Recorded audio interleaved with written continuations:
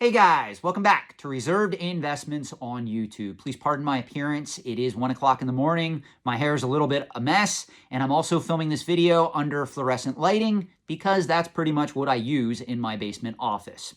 That being said, I do want to give a shout out to someone, and I am going to read this particular individual's comment or question on camera here, and I'm going to answer it in depth because this is a common question that I get asked multiple times a day, whether it's through my antique and collectible consulting business, whether it's just people reaching out to me wanting to either exchange information or ask a simple question. So I do want to take the time to read this comment in full and give you my well-developed answer to help you guys out if you are acting as a speculator or an investor in the antiques and collectibles trade. Now, the reason why I picked this comment to do this particular video on is because this particular individual has his own YouTube channel out there. And most of you probably aren't aware of this, but I never set out to be a professional YouTuber.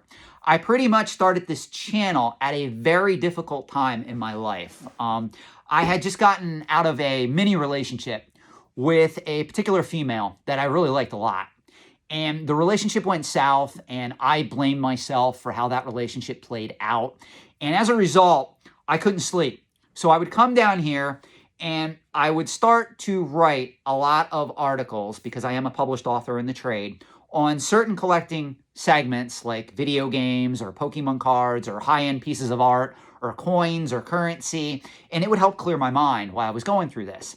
Well, one day I decided to turn on the camera on my iPhone, and I started to record very crude videos. The first one I did, I think, was on the differences of the grading scale between VGA and WADA. Then I did another video that same night on speculating in limited run video games. And just out of curiosity, I uploaded these videos to YouTube. And I said, you know what? I'm going to wait a few days. I'm going to see how many views they get. Then I'll record some more. I'll upload them to YouTube.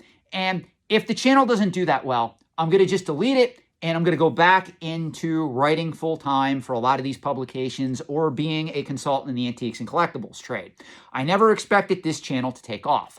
Well, one particular individual out there, one of the first to see my content, was a person by the name of CM Retro Gaming. And he was actually one of my first subscribers as well. And he came across my content, and he did a video of it on one of his particular pieces that he produced on his own channel.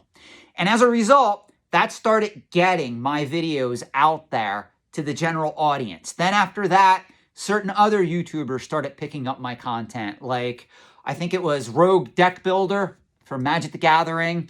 And then I had Pat the NES Punk pick up on some of my videos. Other YouTubers commented on some of my videos. And as a result, the channel started to grow, and grow. It is still growing, and I am still getting a lot of new subscribers as my content becomes more and more dominant as I release more and more videos. Well, this particular individual, because he did at least take the time to acknowledge this channel, I want to do him a favor. I want to read his comment on air, and I want to pretty much answer this question in mass. So I'm going to read this question. A lot of you are asking me this question, and we're going to go into depth on this. So CM Retro Gaming writes, "Great stuff as usual. I want to throw out a scenario for you.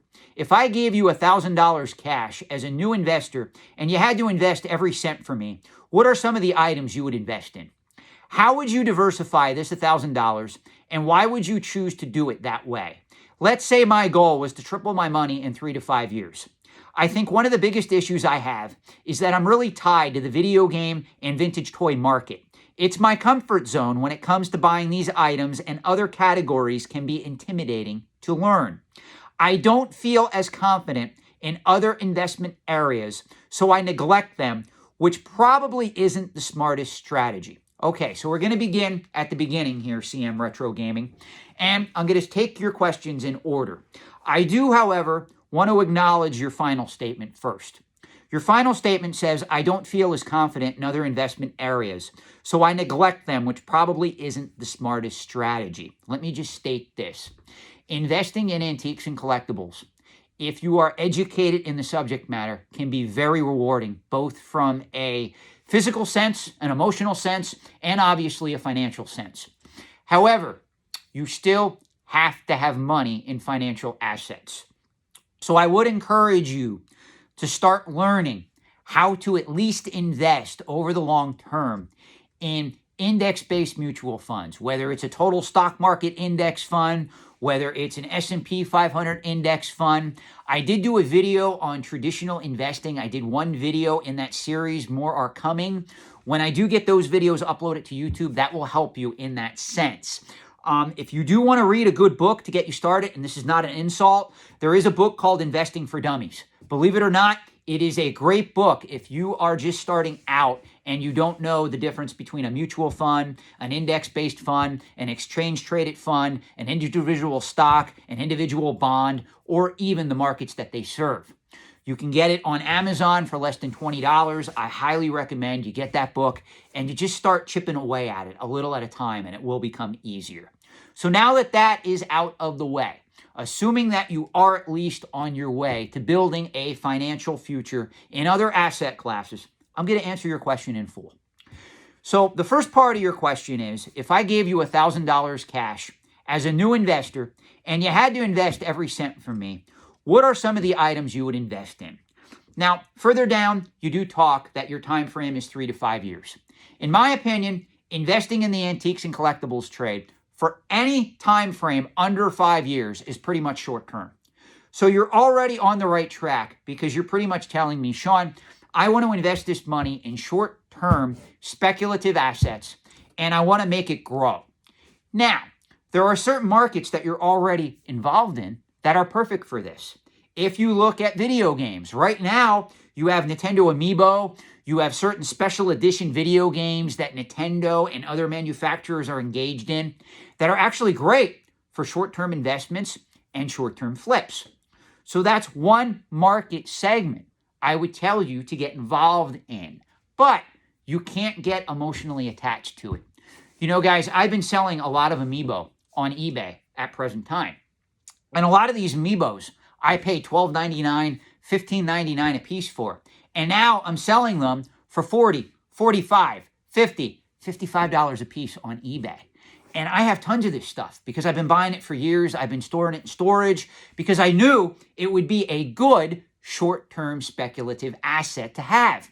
Well, now that the market's turning around on this stuff and it is selling for, again, $40, $45, $50 a piece, I'm happy to sell it. I don't have an emotional connection to it. So much of it was produced that if I ever want to buy it again, I can easily get it back. Most likely at lesser prices than what I'm selling it for, in all honesty. So that is one market I would tell you to get involved in. Another market, if you have a penchant or a passion for Lego. Lego is a very good short-term flip if you buy properly. I am going to be doing more videos on Lego. I would tell you to avoid Funko Pops. The Funko Pop bubble is popping at present time. There's a lot of people that are getting burned in that market. Does that mean every Funko Pop is going to zero? No. There are certain Funko Pops you can still make money on. Please don't misconstrue my words. But overall, the Funko Pop market is not where it was 3 to 5 years ago. Let's be realistic here. That market is fundamentally changed. So I would tell you to avoid Funko Pops at present time. Another market that I would tell you to get exposure to, if you don't already have exposure to it, is Pokemon and Magic the Gathering. And I know that's going to surprise some of my viewing audience, but again, guys, he's looking to invest for 3 to 5 years out. He's not buying this stuff to hold it 10, 20, 30 years like some of you guys are doing. So that being the case, you can predictively speculate in a lot of modern era mass-produced Magic the Gathering and to a lesser extent Pokemon products if you're going to hold those items for 2, 3, 4, 5 years and then flip them into the market. You should be able to do okay. Now, I can't guarantee the modern era Magic the Gathering trend for speculative modern products is still going to be doing what it's doing today 3 to 5 years from now, but the market, the way the market is structured, tells me to believe that in 3 to 5 years, people are still going to want to pay a premium for a lot of these out-of-print Magic the Gathering products and or, to a lesser extent, Pokemon products. You can even, if you wanted to speculate loosely in Yu-Gi-Oh!, you could also go that route, but I wouldn't recommend it. I would tell you to diversify And video games, meaning your modern era Nintendo products, Amiibo, special edition consoles, items of that nature, Lego.